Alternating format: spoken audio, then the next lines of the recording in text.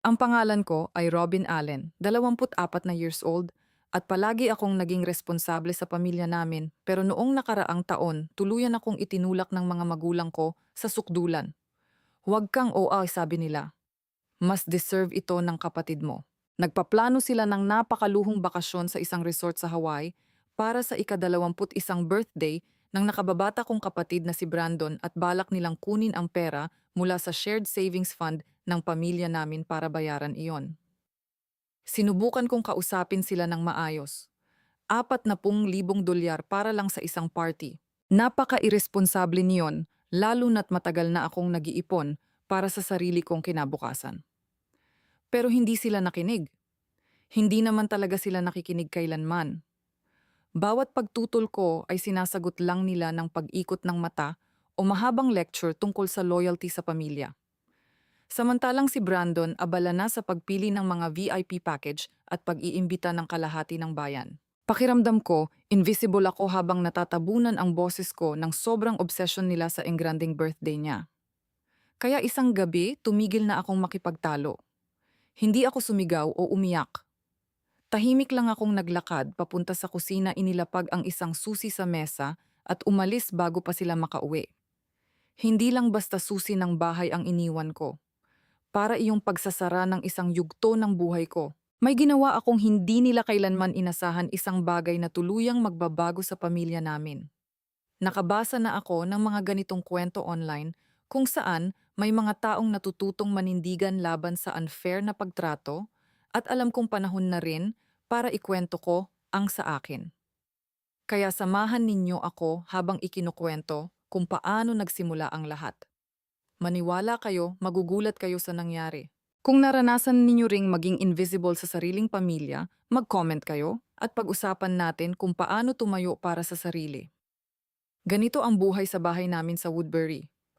Lumaki ako sa tahimik naming suburb sa Minnesota habang palagi kong nararamdamang parang hindi ako tunay na kabilang sa pamilya namin. Nandoon si Dad, isang sales manager na halos buong araw nasa trabaho at laging umuuwi na may kwento tungkol sa mga bagong deals niya.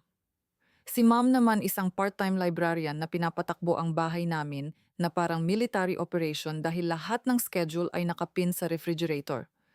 At syempre si Brandon, ang nakababata kong kapatid na parang walang problema sa buhay. Silang tatlo ay parang may sariling mundo at koneksyon na hindi ko kailanman mapasukan, isang ritmo na palaging iniiwan akong mag-isa sa gilid. May shared savings fund ang pamilya namin, isang malaking inheritance mula kay Grandpa na dapat ay hahatiin ng pantay-pantay sa aming apat. Para iyong safety net namin.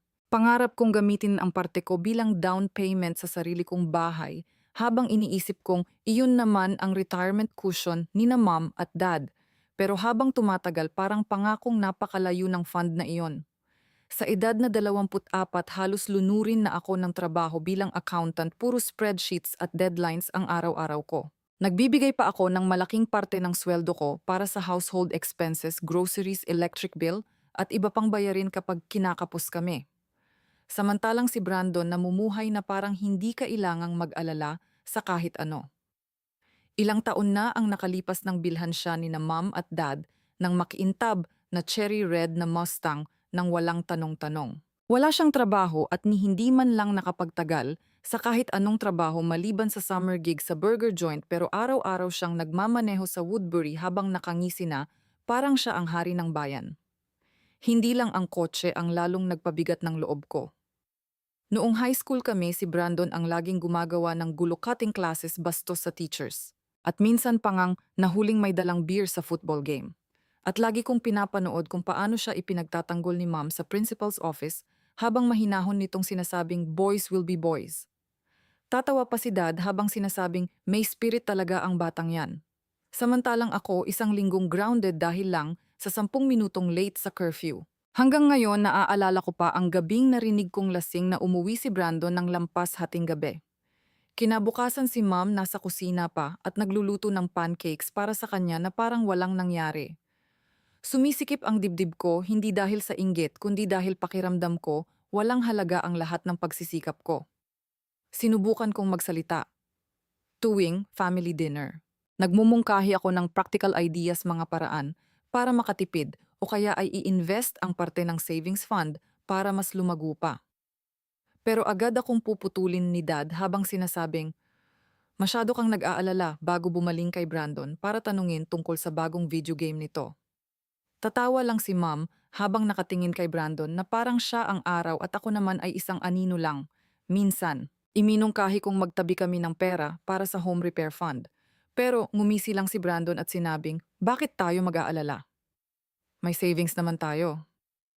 Tumawa si Mom at agad pinalitan ni Dad ang usapan. Parang nawawala lang sa hangin ang bawat salitang binibitawan ko. Hindi dumating ng isang bagsakan ang sakit ng unfairness. Unti-unti itong nag-ipon.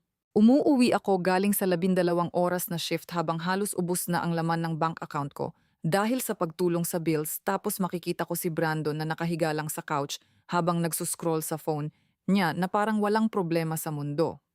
Hindi ako galit dahil sa pera o sa kotse. Ang gusto ko lang naman ay maramdaman na may halaga ang mga sakripisyo ko na may lugar din ako sa pamilya namin. Pero sa bawat pagsasalita ko, pakiramdam ko ay sumisigaw lang ako sa kawalan. Habang tumatagal, nagpatong-patong ang lahat ng sandaling iyon at bawat isa ay parang maliit na sugat na palalim ng palalim hanggang hindi ko na malayang punong-puno na pala ako ng sama ng loob.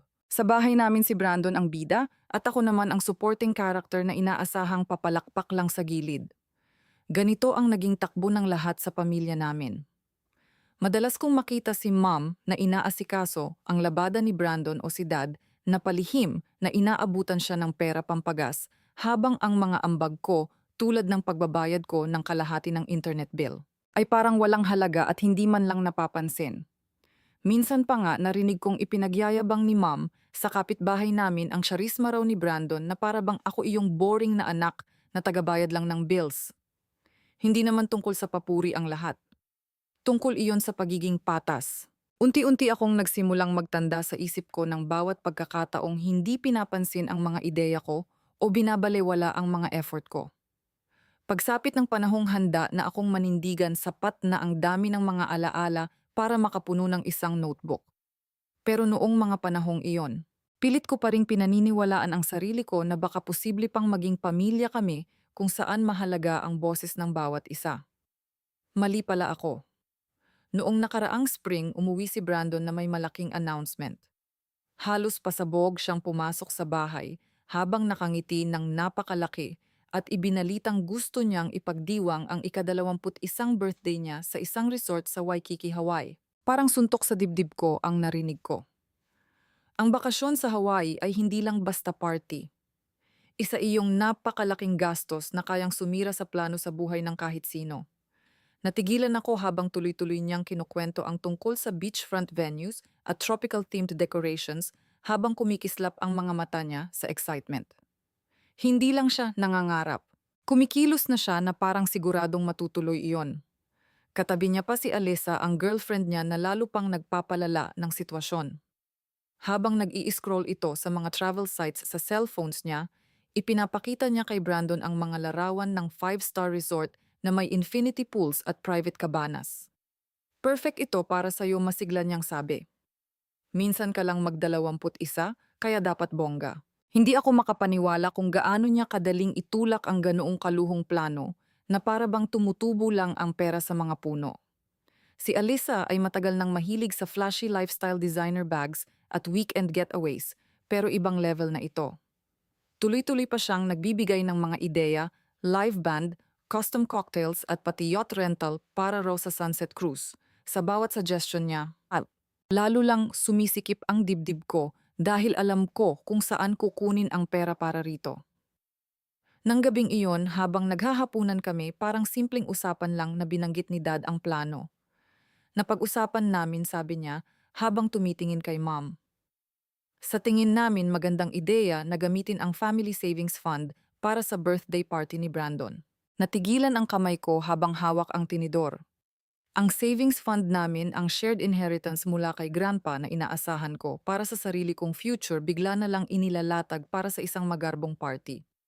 Tumango si Mom habang kalmado pero matatag ang mukha niya. Milestone iyon, sabi niya. Gusto naming maging espesyal para sa kanya. Pilit kong nilunok ang pagkabigla ko pero parang nakabara iyon sa lalamunan ko. Hindi man lang nila ako tinanong ng opinyon na para bang walang halaga ang parte ko sa fund na iyon. Ilang araw akong hindi mapakali habang kinukwenta sa isip ko ang mga posibleng gastos, automatikong gumagana ang pagiging accountant ko. Nang mag-search ako online, lumabas na aabot ng hindi bababa sa 20,000 dolyar ang resort na pinili ni Alisa para sa weekend rental pa lang. Kapag dinagdagan pa ng plane tickets ng mga kaibigan ni Brandon Catering Decorations at ang yacht na paulit-ulit binabanggit ni Alisa, siguradong aabot ng 40,000 dolyar ang kabuuan. Napakalaking bahagi niyon mula sa savings fund namin na dapat sana ay para sa mga bagay tulad ng pangarap kong bahay o retirement ni na mom at dad. Napakalaki ng risk. Kapag naubos ang fund dahil lang sa isang party, baka wala kaming masandalan kapag nagkaroon ng emergency. Hindi ko kayang manahimik. Isang hapon habang nasa kusina si mom at naghihiwa ng gulay, sinubukan kong kausapin siya ng maayos. Paano kung dito na lang tayo sa Woodbury mag-party, mahinahon kong mungkahi. Pwede tayong mag-rent ng magandang venue, mag-barbecue o kumuha ng DJ. Masaya pa rin at mas mura. Bago pa makasagot si mom, narinig iyon ni Brandon mula sa living room at agad siyang napatawa ng may halong pangmamaliit. Barbecue, seriously, sarkastiko niyang sabi. Stiko. Ang cheap naman yan. Hindi ako batang nagbi-birthday ng 10. 21 na ako at gusto kong epic ito. Masakit ang mga sinabi niya pero mas masakit ang katahimikan ni mom. Tuloy lang siya sa paghihiwa ng gulay na parang wala akong sinabi. Nang gabing iyon, sinubukan kong kausapin silang dalawa. Napakalaki ng $40,000. Sabi ko, habang inilalatag ang cost estimates ko sa dining table. Hindi lang ito tungkol sa pera. Paano kung kailanganin natin ang fund balang araw, sumandal lang si dad sa upuan habang nakakross ang mga braso niya. Masyado kang maingat, sabi niya, habang halatang binabaliwala ang punto ko. Para ito sa kapatid mo. Once in a lifetime lang ang ganito. Suportahan mo na lang si Brandon, okay, dagdag ni ma'am, mas malumanay ang boses pero matigas pa rin ang tono. Huwag mo nang gawing komplikado pa ito. Napatitig lang ako sa kanila. Ang maingat kong mga computations ay muling binaliwala at ang boses ko ay itinulak na naman sa gilid. Nakahiga lang si Brandon sa couch habang nakangisi na parang panalo na siya. Ang mga sumunod na linggo ay naging magulong panahon ng pagpaplano na wala naman akong bahagi. Sina Brandon at Alisa ay halos buong araw nakatutok sa telepono kasama ang mga travel agents para mag-book ng flights at magpareserba ng grand ballroom ng resort. Todo suporta naman sina mom at dad. Ginagamit ang mga credit card nila para sa deposits at nagpapadala ng invitations sa mga kaibigan ni Brandon. Umuuwi ako galing trabaho at makikita silang magkakasama sa lamesa na kayuko sa mga brochures habang pinag-uusapan ang luau themes at fire dancers na parang walang problema kahit palaki ng palaki ang gastos. Tuwing sinusubukan kong banggitin ang tungkol sa savings fund, tinitingnan lang ako ni mom ng tinging para bang ako na naman ang kontrabida. Si dad naman ay agad nagpapalit ng topic at tinatanong si Brandon tungkol sa guest list o drink menu.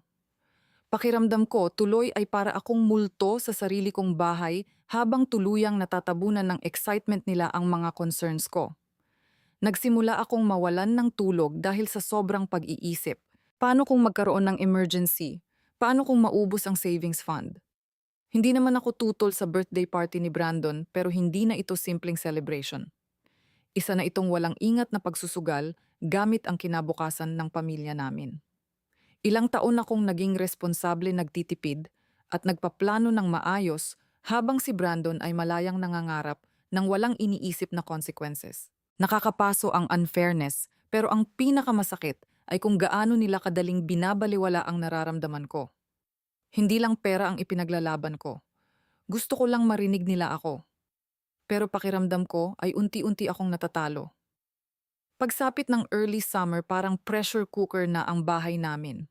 Matagal nang kumukulo ang tensyon tungkol sa birthday trip ni Brandon sa Hawaii at ramdam kong sasabog na iyon anumang oras. Isang gabi, nagpatawag si dad ng family meeting, bagay na bihira niyang gawin maliban na lang kung seryoso talaga ang usapan. Umupo siya sa dulo ng dining table habang nakakross ang mga braso at diretso akong tiningnan. Kailangan na nating magdesisyon tungkol sa savings fund, sabi niya ng kalmado pero matigas ang boses. Importante ang party ni Brandon at gusto naming pumayag ka sa pag-withdraw ng pera. Biglang bumigat ang dibdib ko. Hindi iyon discussion. Isa iyong demand. Gusto nila ang approval ko para ubusin ang shared inheritance namin para lang sa isang gabi sa Waikiki at ramdam ko ang bigat ng expectation nila sa akin. Ilang buwan na akong halos hindi makatulog dahil sa savings fund na iyon. Ang perang iyon ang lifeline ko, ang tanging pag-asa kong makabili ng maliit na bahay sa Minneapolis at makabuo ng sarili kong buhay. Ilang taon akong nag-o-overtime sa accounting firm, nagtitipid sa bawat sentimo habang pinapangarap ang bahay na may pangalan ko sa titulo. Pero ngayon pakiramdam ko ay unti-unti iyong nawawala. Kapag gumastos kami ng 10,000 dolyar para sa party ni Brandon, ano pa ang matitira? Kapag lumiit ang fund, mawawalan kami ng safety net. Hindi lang ako kundi pati sina mom at dad sa retirement nila. Sinubukan kong ipaliwanag iyon ng mahinahon pero desperado na ang tono ko. Para sa ating lahat ang fund na iyon, sabi ko, habang tumitingin sa kanilang lahat. Kapag ginastos natin ito ngayon, ano ang gagawin natin kapag may emergency? Umiling lang si dad na parang ako pa ang hindi nakakaintindi. Samantala, lalo pang lumalala ang mga plano ni Brandon. Nalaman kong nag-book na siya ng first-class flights para sa kanila ni Alyssa pati ng 5-star hotel suite na may ocean view. Tuloy-tuloy ang pagtaas ng gastos catering para sa 100 bisita private DJ at pati custom fireworks show. Nang makita ko ang mga travel confirmations na naiwan niya sa kitchen counter, halos mahilo ako sa laki ng mga numero. Hindi na 40,000 dolyar ang party. Papalapit na iyon sa 50,000. Pero parang wala lang kay Brandon. Naglalakad siya sa bahay na nagyayabang kung gaano raw ka-epic ang birthday niya habang ako ay nakakulong sa kwarto kakakwenta kung gaano kalaking bahagi ng future namin ang sinusunog niya. Hindi rin nakatulong si ma'am. Isang gabi habang naghuhugas ako ng pinggan, nilapitan niya ako sa kusina. Masyado kang selfish, sabi niya ng mahina pero matalim ang boses. Pamilya ito. Tungkol ito sa pagsuporta sa kapatid mo. Bakit hindi mo na lang siya ipagpasalamat at suportahan? Parang kutsilyong bumaon sa dibdib ko ang mga salita niya. Gusto kong sumigaw at sabihing hindi ako tutol sa kaligayahan ni Brandon. Ang kinakalaban ko ay ang walang kontrol nilang paggastos. Pero ang paraan ng pagtitig sa akin ni ma'am, parang tinatraidor ko ang isang banal na tungkulin sa pamilya, ay nagpasikip ng lalamunan ko. Mahina akong nagsalita na kailangan ko pang tapusin ang paghuhugas ng pinggan bago tumalikod habang nanginginig ang mga kamay ko sa mabulang tubig. Nanatili sa isip ko ang akusasyon ni ma'am at napatanong ako sa sarili kung ako ba talaga ang unreasonable. Kailangan kong luminaw ang isip ko kaya tinawagan ko ang best friend kong si Tara. Nagkita kami sa isang maliit na coffee shop sa downtown Woodbury, iyong tipong magkakaibang upuan at matapang ang espresso.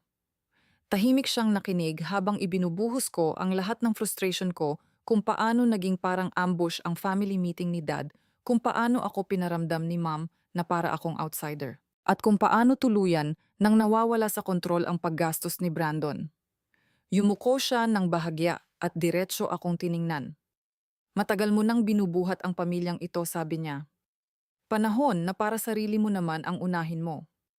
Huwag mong hayaang manipulahin ka nila hanggang mawala lahat ng pinaghirapan mo. Tumama ng malalim ang mga salita niya, parang lifeline na inihagis sa gitna ng malalakas na alon.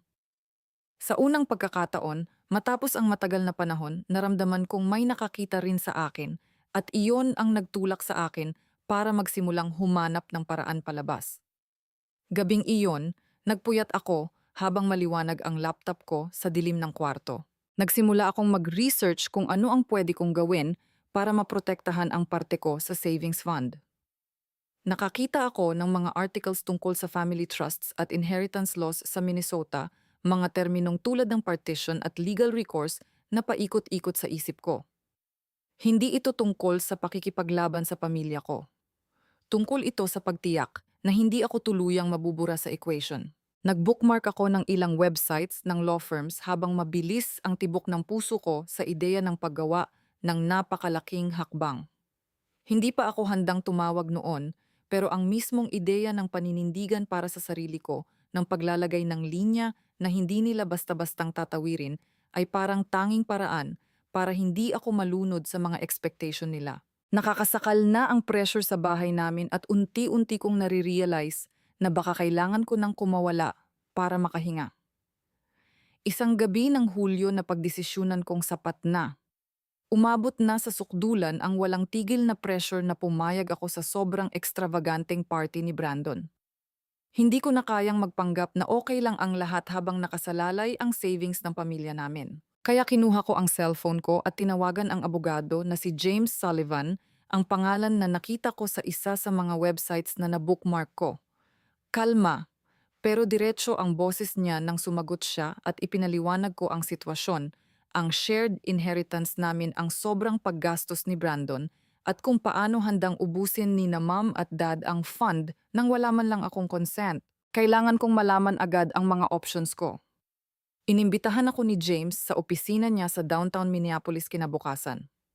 Habang nakaupo ako sa tapat niya sa maliit pero maayos na opisina, halo-halong kaba at determination ang nararamdaman ko. Sumandal siya sa upuan habang nagsusulat ng notes habang nagsasalita ako. Pagkatapos ay ipinaliwanag niya ang proseso ng partition ng Shared Family Fund ayon sa batas ng Minnesota. Diretso naman ang proseso pero hindi ito mabilis, sabi niya. Pwede kang mag-file ng petition para pantay na hatiin ang assets para maprotektahan ang share mo. Re-reviewin ng korte ang terms ng fund at ang will ng lolo mo para makumpirma ang paghahati. Binalaan niya ako na maaring tumagal iyon ng ilang buwan at siguradong magdudulot ng tensyon sa pamilya ko, pero iyon lang ang paraan para masiguro ang karapat-dapat na para sa akin. Tumango ako habang lalo pang tumitibay ang loob ko. Hindi ito tungkol sa pagpaparusa sa kanila. Tungkol ito sa pagiging patas. Pagbalik ko sa bahay, itinago ko ang plano ko. Hindi ko sinabi kina mom, dad, o Brandon ang tungkol sa abogado. Sa halip, tahimik akong nagtipon ng mga dokumento, bank statements, kopya ng will ni Grandpa, lahat ng magpapatunay na ang fund ay para hatiin ng pantay. Kinabukasan muli akong nakipagkita kay James at pinirmahan ko ang petition para sa partition ng savings fund. Parang pagtataksil ang pakiramdam habang nilalagdaan ko ang papel, pero kasabay noon ay parang unti-unti ko ring nababawi ang boses ko. Hiniling ko kay James na huwag munang ipaalam sa pamilya ko hanggat hindi pa ako handa. Kailangan ko munang ihanda ang sarili ko sa magiging pagsabog ng lahat. Habang nagsisimula ang legal process, nagsimula na rin akong maghahanap ng bagong matitirhan. Hindi ko na kayang manatili sa Woodbury habang unti-unting sinasakal ng tensyon ang bahay namin. Tuwing gabi, naghahanap ako ng rental listings sa Minneapolis, puro maliliit na apartment na kaya ng sweldo ko bilang accountant. Nakakita ako ng isang one-bedroom unit sa Uptown na may malalaking bintana at tanaw ang city skyline. Hindi iyon ang grande, pero magiging akin iyon sa oras na makuha ko ang parte ko sa fund. Kinausap ko ang landlord, nagsumite ng application at nagbayad ng deposit nang hindi man lang humihinga ng kahit isang salita sa pamilya ko. Bawat hakbang ay parang tahimik na rebellion, isang paraan para mabawi ko ulit ang kontrol sa sarili kong buhay. Samantala, tuluyan nang nawawala sa kontrol ang gastos para sa birthday party ni Brandon. Isang hapon, narinig kong kausap ni Dad ang isang travel agent habang pabalik-balik siyang naglalakad sa living room at halatang na-stress. $60,000, sabi niya, habang mahigpit ang tono ng boses. Paano umabot ng ganyan kalaki? Napahinto ako sa hallway habang malakas ang tibok ng puso ko. Lalong lumobo ang budget, first-class flights, luxury resort, yacht rental. At ngayon ay may VIP after-party pa raw na ipinipilit ni Brandon. Pagkababa ni Dad ng tawag, napahawak siya sa sentido pero hindi niya kinonfront si Brandon. Sa halip, lumingon lang siya kay Mom at sinabing kailangan nilang gawan ng paraan. Tahimik akong nakatayo roon, hindi nila napapansin. Habang unti-unti kong nare-realize na handa pa rin silang ibuhos ang lahat para dito kahit palaki ng palaki ang gastos. Gabing iyon, umupo ako sa desk ko habang may hawak na ballpen at nagsulat ng liham.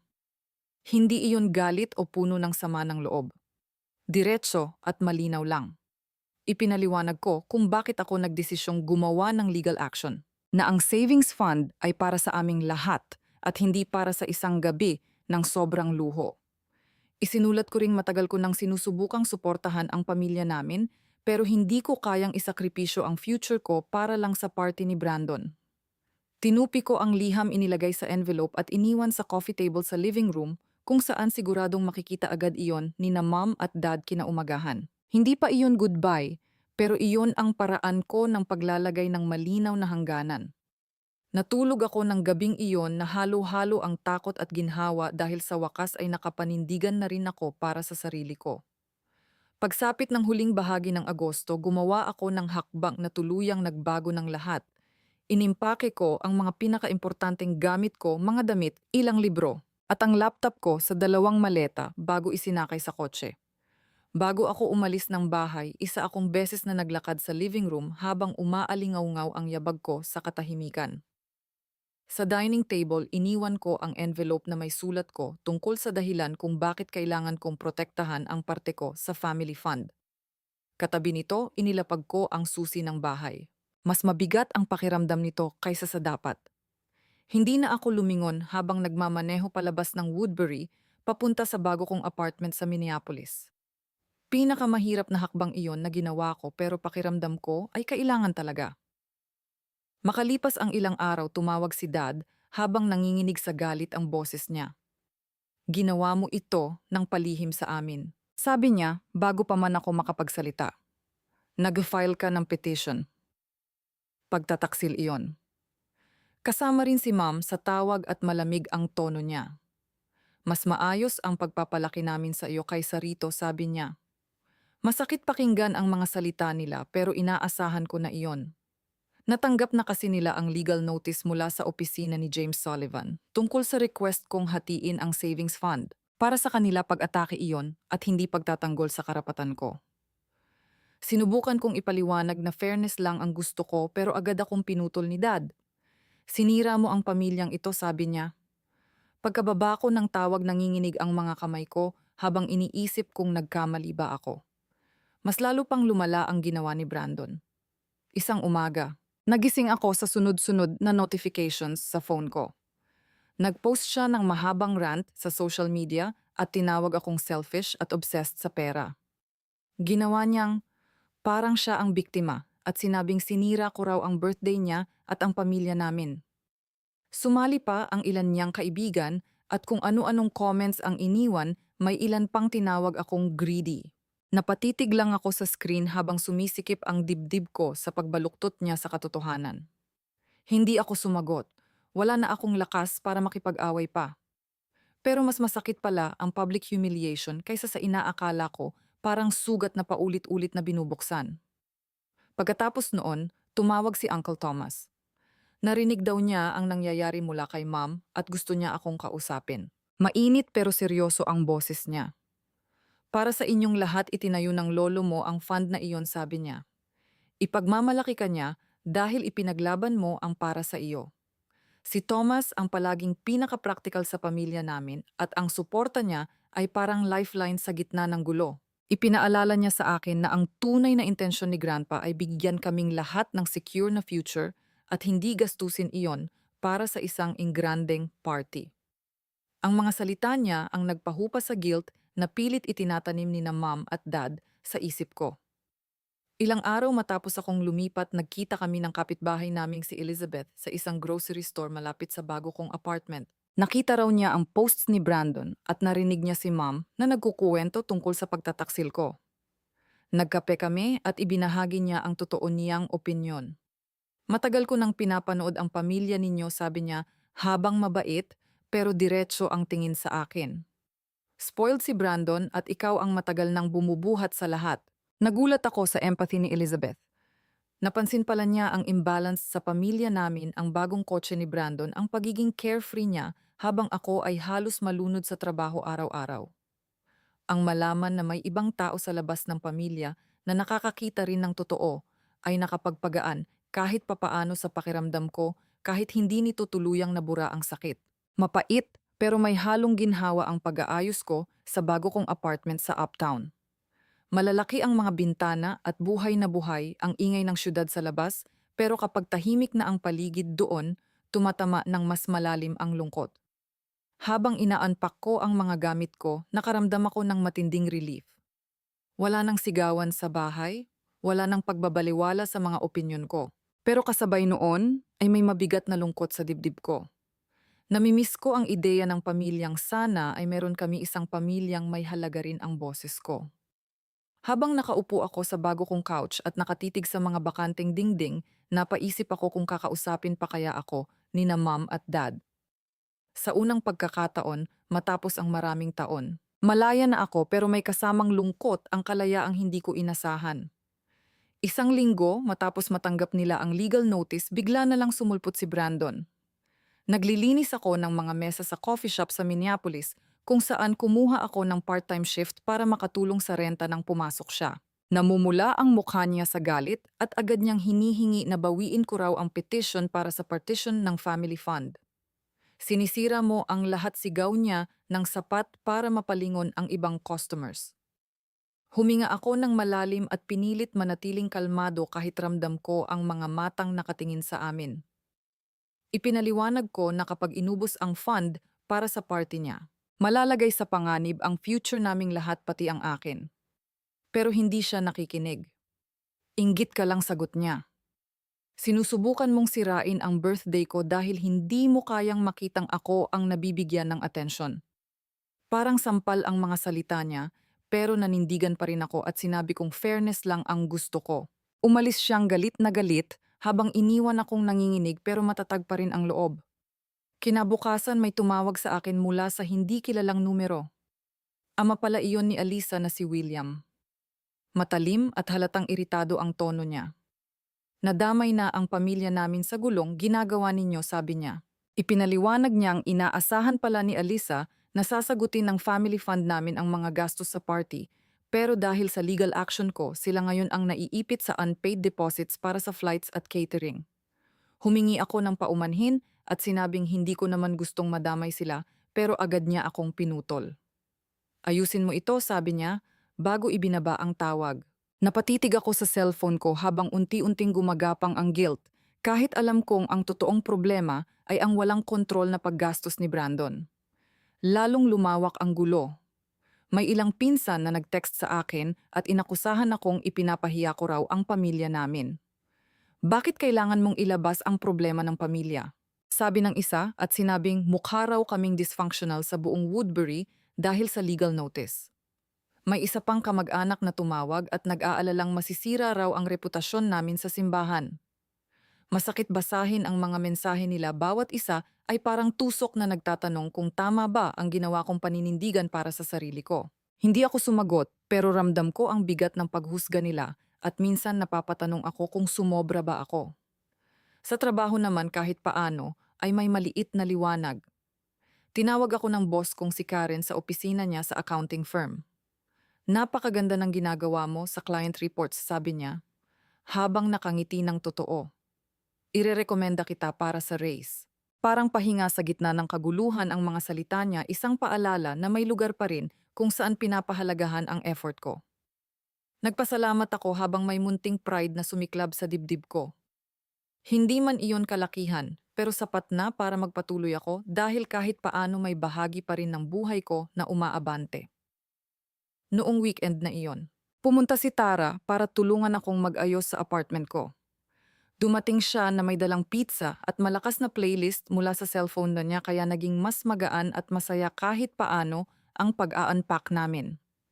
Naglagay kami ng mga libro sa shelves at nagsabit ng ilang picture frames habang nagkukuwentuhan tungkol sa bago niyang trabaho at mga nakakatawang TV shows. Hindi niya binanggit ang pamilya ko at ipinagpasalamat ko iyon.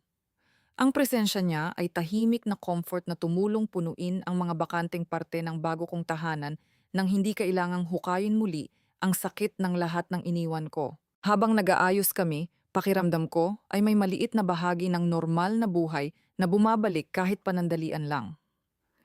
Iniwan akong sugatan ng komprontasyon namin ni Brandon at ng mga sunod-sunod na tawag mula kay William at sa mga kamag-anak namin, pero hindi na ako uurong. Masyado na akong matagal na hindi pinapansin at ngayong unti-unti nang nabubuo ang bago kong buhay. Nagsisimula ko nang makita ang desisyon ko bilang lakas at hindi pagiging selfish. Ang away sa coffee shop at ang mga tawag ay puro ingay na lang masakit pero hindi sapat para pagsisihan kong ipinaglaban ko ang para sa akin. Pagsapit ng winter, tila kumalma na ang lahat pero wala nang katulad ng dati. Pormal nang inaprubahan ng korte ang partition ng Family Savings Fund at natanggap ko ang mahigit 30,000 dolyar na patas kong parte. Hindi iyon napakalaking halaga pero sapat iyon para baguhin ang buhay ko. Tahimik akong nakaramdam ng tagumpay dahil ipinaglaban ko ang karapatan ko kahit may naging kapalit iyon. Mabigat at nakakapagod ang buong proseso pero tapos na rin sa wakas at pwede na akong magpatuloy. Gamit ang perang iyon, bumili ako ng maliit na one-bedroom condo sa Minneapolis. Hindi iyon enggrande, may lumulutong na sahig at maliit na kusina pero akin iyon. Tuwing weekend, pinipinturahan ko ang mga dingding ng soft blue at naglagay ako ng desk sa tabi ng bintana kung saan pwede akong magtrabaho habang pinapanood ang ilaw ng syudad sa gabi. Sa unang pagkakataon, naramdaman kong tunay akong independent at bumubuo ng buhay ayon sa sarili kong desisyon. Ang kondo na iyon ang naging sanctuary ko. Isang lugar kung saan malaya akong makahinga nang wala ang bigat ng expectations ng pamilya ko. Samantala hinarap ni na dad at mom ang sarili nilang consequences. Lumipat sila mula sa dati naming bahay sa Woodbury at umupa ng mas murang apartment sa gilid ng bayan. Nalaman ko mula sa isang common friend na kumuha sila ng second jobs. Si dad sa hardware store at si mom sa isang local diner para mabayaran ang mga utang mula sa nakanselang party ni Brandon at sa iba pa nilang gastusin. Kumirot ang dibdib ko nang maisip silang nahihirapan pero alam ko ring bunga iyon ng mga pinili nila. Mas pinili nila ang luho ni Brandon kaysa sa stability ng pamilya namin. At ngayon, sila ang nagliligpit ng gulo. Nagbago rin ang buhay ni Brandon. Nang mawala ang savings fund na aasahan niya sana para sa mga plano niya, napilitan siyang kumuha ng part-time job sa isang retail store sa mall. Nalaman ko mula sa isang pinsan na lumamig na rin ang relasyon nila ni Alyssa. Unti-unti raw itong lumayo matapos masira ang party at dahil sa financial mess at mga nakanselang plano. Ang social media ni Brandon na dati ay puno ng flashy posts ay biglang natahimik. May parte sa akin na nagtatanong kung may natutunan ba siya pero hindi ko na pinatagal ang isip ko roon. Buhay na niya iyon. Gumawa rin ako ng mahirap na desisyon na tuluyang putulin ang komunikasyon sa pamilya ko. Wala nang tawag, walang text, walang holiday visits. Hindi dahil galit ako kundi dahil kailangan ko iyon para sa sarili ko. Bawat interaction kasi ay paalala ng mga panahong binabalewala ako at hindi ko na kayang buhatin pa ang sakit na iyon. Sa halip, ibinuhos ko ang energy ko sa trabaho ko sa accounting firm, kumuha ng mas maraming clients at mas lalo kong nakuha ang tiwala ni Karen. Ang buhay ko ay akin ng hubugin at determinado akong gawing makabuluhan iyon. Sa pagbabalik tanaw, ang pinakamahalagang lesson na natutunan ko ay tungkol sa financial independence. Na-realize ko na hindi ko kayang isakripisyo ang future ko para sa pagiging irresponsible ng ibang tao, gaano ko man sila kamahal. Hindi naging madali ang paninindigan para sa sarili ko, pero sulit ito. Nakahanap ako ng lakas sa pagtatakda ng boundaries at sa pag-prioritize ng sarili kong stability. At sa sino mang nakikinig o nanonood nito, salamat sa pagsubaybay sa kwento ko. Gusto kong malaman ang thoughts ninyo. Naranasan na ba ninyong gumawa ng mahirap na desisyon para protektahan ang future ninyo? Ibahagi ninyo sa comments.